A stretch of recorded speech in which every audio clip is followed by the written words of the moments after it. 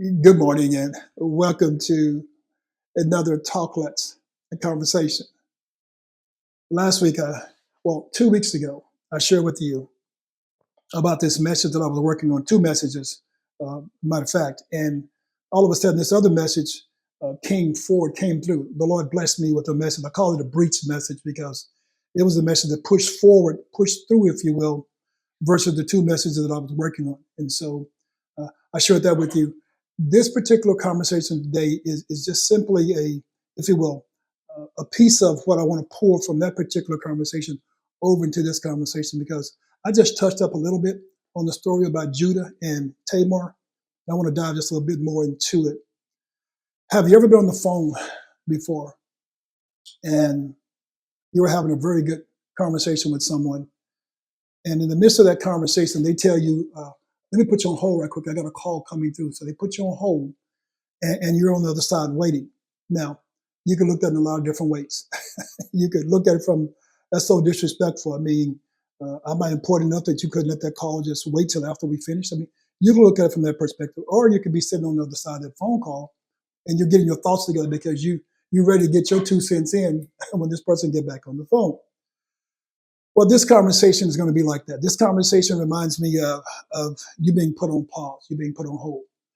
The Lord has a very clever way of getting our attention. And in this particular conversation, I want to show you where we're going to talk about Joseph a little bit. But then in the midst of the conversation, the Lord takes us to Judah and Tamar before he goes back to Joseph. If you've ever watched television, movies, whatever, and there's a commercial break, the commercial will come in at a time where it's just getting real good and juicy. And you're like, oh, no commercials. But they get you to sit there for a moment or go get your refreshments. And then you come back and you're anticipating what's about to happen after this commercial break. That's what God does to us. God takes us on a journey and then he gives us a pause, a commercial break, if you will. And he gives us another hearty story that he wants to pay attention to. I think he's teaching us about the number two in this particular conversation, or if you will, how we need each other to survive. I think Kirk Franklin says it best, I need you, you need me to survive. The story of Joseph is a very intriguing story because of all the favor that's shown to Joseph versus his other brothers. But we know the story. Joseph is shown favor not only from his father Jacob, but also from God. Joseph has these dreams, and so they call him the dreamer. And in these dreams, he shares with his brother and his father, his mother, that they will be bowing to him.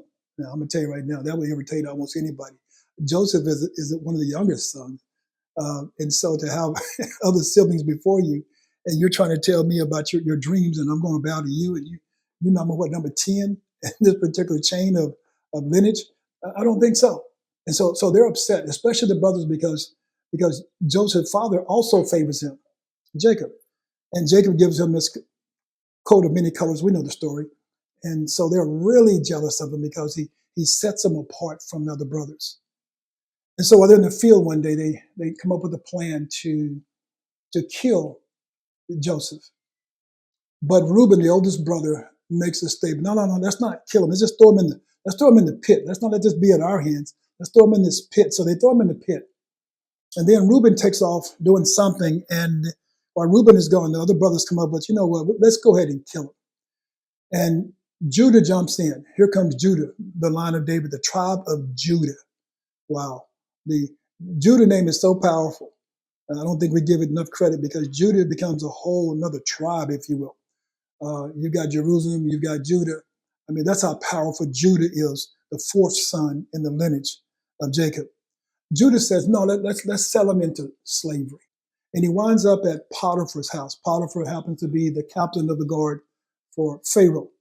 And he finds favor with Potiphar. And this is where the Lord says, hold for a moment. I've got to take this other phone call. And here comes the story of Judah and Tamar. Judah gets married. He has a wife. He has 3 sons, Onan, and Shelah. The oldest son, marries Tamar. And dies because he's so wicked that the Lord kills him himself. you've got to be pretty wicked for God to kill you. I mean, you've got to be very wicked for God to put his hands on you in such a way.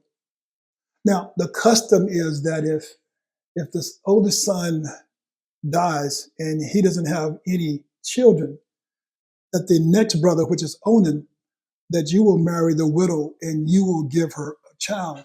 Of course, the child will be a representation of the first son.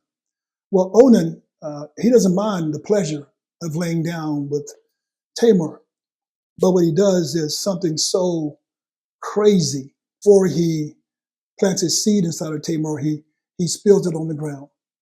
And so guess what? God kills him. I'm telling you, I don't know what Judah done, but his sons basically betray his teaching, if you will. And so God has killed two of his sons. And so now he only has one son left, and he's young. His name is Shelah. And Judah tells Tamar, just hold on for a season. Hold on for a season or two and let Shelah grow up, and I'll give him to you. Well, it's amazing to make a promise and not keep it. And you see the two sons are already gone, and Onan. He has Shelah left. So now he really, if you will, caters to this one son, like we all do. He really, has favor with this son. He really wants to protect this son. So he doesn't give him to Tamar. And so years go by, and we see the story tells us that Judah goes to, if you will, to a little city, to a tavern, and he comes out and he's looking for someone to have sex with. And he sees this, if you will, this harlot, this prostitute. Now, unbeknownst to him, Tamar gets wind of him going to the town. And she sets a trap for him. She takes off her widow clothes and she puts on this prostitute garment, if you will. And so it's Tamar that he's laying with. And he doesn't have a clue, like I say, because she's got her head covered up. And so he tells this harlot, this prostitute, he says, hey, if you lay with me, I will give you a goat, if you will. And so she says, well, let me see that you're a man of your word, that you're going to stick to that promise, because you could just have, sex with me and just leave. Well, she asked him for his staff, for his ring, and for his bracelet. And he gives it all to her and says, I'll send the goat to you and you can give me back my stuff. Well, Judah finished doing what he's doing. He goes back home, and days later he sends one of his servants and say, hey, go get my stuff. And when he goes to town to look for the harlot, to look for the prostitute, the men in the town tell him there was never a prostitute here. There was no prostitutes in this particular area. This is Highland Park, man. There's no prostitutes over here. And so the servant goes back and tells Judah, hey, they said there was never a prostitute in that area. Prostitutes don't live in Highland Park. Well, not the certain kind of prostitute. Anyway, that's another story for another day. So Judah is just dismayed. Doesn't know what's taking place. Months down the road, Tamar is now showing she's pregnant. And she's pregnant by Judah. And so Judah's servants come and tell him, hey, your daughter-in-law, she's pregnant and she's without a husband. And so he says, go get her. Because the custom is if you have sex with someone like that and you're a widow, you should burn. And so he's going to get her so they can burn her. And when she comes and she stands before Judah, she shows him the staff, she shows him the ring, and she shows him the bracelet. And this is the statement he makes to her. He tells her basically, you're better than me. He said, yeah, I see who you are now. He said, but you're better than me. You're more honorable than I. Because you lived up to your billing. You waited and I didn't deliver. And so he doesn't burn her. He lets her go on her way. So Tamar has twins. One is called Pharez. The other one is called Zahar.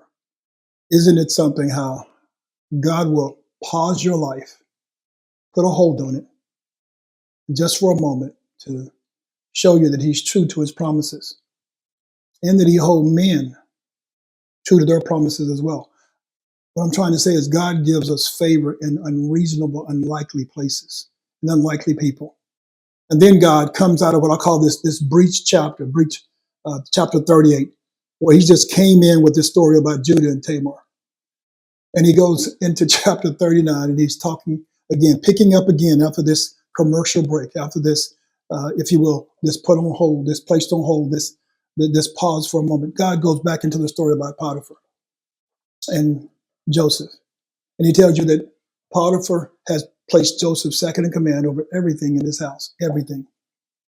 And his wife, his lustful wife, lies on Joseph, and Joseph is thrown into prison. And then while he's in prison, look at her, he's second in command in prison because the prison guard allows him to run the prison. And then the baker and the butler, who thrown into prison as well, have dreams, and Joseph interprets their dreams. And he makes a statement to the butler, don't forget about me. Tell the king about me. I'm in here. I'm innocent. When the butler gets out, he doesn't do anything. He just lives his life, and he's placed back in the position of serving Pharaoh. But the baker, Joseph interprets his dream, hey, you're going to have your head cut off and you're going to hang. And that took place. So here Joseph is in this prison, sitting between this commercial, this pause, if you will, in this particular story. Pharaoh has these dreams, and no one can interpret the dreams. But the butler remembers now, hey, there's one who's in prison who interpreted my dream and the baker's dream. Maybe that guy, Joseph, that Hebrew guy, can interpret your dreams as well. So they go and bring Joseph forth. Joseph interprets Pharaoh's dream. He tells him there'll be 7 years of plenty. Yeah, your kingdom, this earth is going to be plenty. It's going to be more than enough. It's going to be my cup runneth over. And then he tells him there'll be 7 years of famine. And he tells him there's a template you need to follow to store up all that you can so that you can be able to serve the people for those 7 years. He says, you need to pick someone though. And Pharaoh looks at him and says, I can't find a better man for the job than you, Joseph. And so he selects Joseph to be second in command. Here comes that two again. Second command of all of Egypt. Now, what am I trying to say with this story? Let me tell you what I'm trying to tell you. I'm trying to tell you we need each other. There's no way you can do the things you need to do by yourself. Yeah, we try to do everything by ourselves. I was talking to my wife the other day, and I told her that it's amazing how my father, one of the greatest men that I've ever known, just to me, he had so much information. But I never once called him and said, hey, Dad, I'm going through this issue. What did you do about this? I never did that. Let me tell you why. Because we're taught at a young age that you need to be self-sustaining, independent, and figure it out on your own. Well, I don't know who gave us that advice, but that's bad advice. I told you two are better than one. Marvin Gaye says it like this, it takes two, baby, just me and you. I wish that I would have called on my father. I wish I would have pulled on his coattail and asked him for more information. I wish I would have got into his head. All that experience he had, all that resource, just went to the grave. There's a lot of men and women right now who have retired, who no longer working in the workplace, and no one's using them. No one's tapping into them because everybody's doing it on their own. And then we tell them some things, but we don't tell them everything that we should to give them the full story so they can really help us. We give them just a little bit because we're embarrassed to tell the rest. Let me tell you something. God knows everything you're doing. You're not hiding. There are no secrets. So you need to kneel and let him give you someone who can mentor you, someone who you can talk to be able to share things with, that can be able to support you and pour into you. Yeah, it takes two, baby. And I'm telling you, just me and you, me and my wife, we two, we're strong. We're strong bond. But I need someone that I can talk to about some things that really and truly, it's just man issues, as I call them, or it's just simply issues I need to deal with. So does she. But we find ourselves better on the island all by ourselves.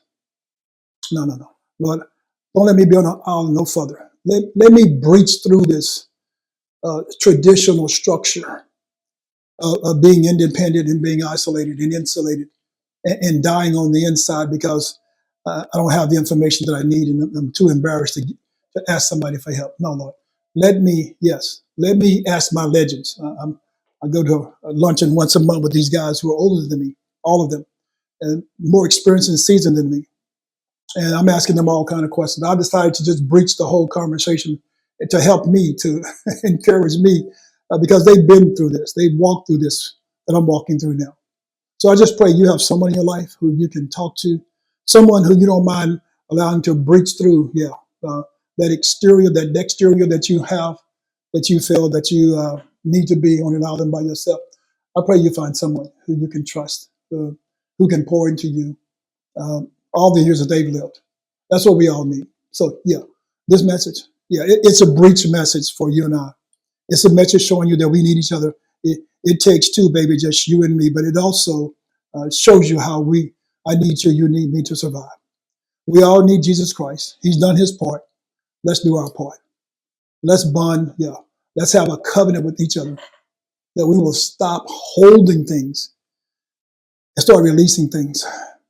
If you hold on to something, you can never receive something that God wants to give you. So we've got to let it go so God can give us all, yes, that we deserve and that he desires for us to have. We said we want our cup to run over. We want more than enough. Then you have to give up something to receive it. Be blessed and have a great week.